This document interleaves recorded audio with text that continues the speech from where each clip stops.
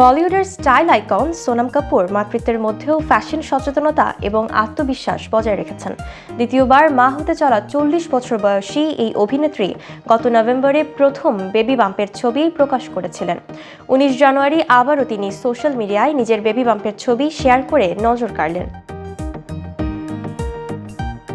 ছবিগুলোতে সোনামকে দেখা গেছে আটসাট কালো পোশাকে নিজের বেবি বাম্প গর্বের সঙ্গে তুলে ধরেছেন। হাইনেক ক্রপ টপের সঙ্গে লম্বা স্লিভের ডাবল কলার ব্লেজার, পেন্সিল ফিট মেক্সি স্কার্ট এবং গলায় হিরের লকেট এবং আংটি দিয়ে সাজানো গয়না পুরো লুককে পরিপূর্ণ করেছে।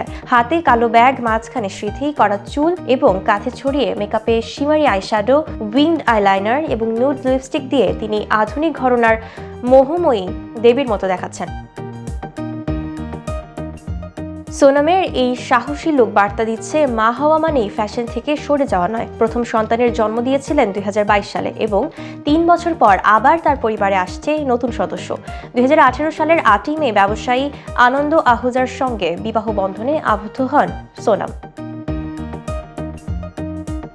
সোশ্যাল মিডিয়ায় ছবি পোস্ট করার সময় তিনি ক্যাপশনে লিখেছেন, মায়ের জন্য বিশেষ দিন। কিন্তু ক্যাপশনের চেয়ে বেশি আলোচনা এসেছে তার সাহসী লুক, যা গর্ভবতী নারীদের মধ্যে নতুন ফ্যাশন ট্রেন্ড তৈরি করেছে। মাতৃত্বকে স্টাইলের সঙ্গে সমন্বয় করার এই উদাহরণ দেখিয়েছে মা হওয়া মানেই ব্যক্তিত্ব ও আত্মবিশ্বাসকে বাদ দেওয়ার বিষয় নয়। সোনাম কাপুরের এই ছবি ফ্যাশন প্রেমীদের জন্য প্রেরণা। তিনি প্রমাণ করেছেন মাতৃত্ব এবং ফ্যাশন একসঙ্গে চলতে পারে। নতুন বেবি বাম্পের সঙ্গে তার সাহসী লুক নতুন ট্রেন্ডের বার্তা দিচ্ছে।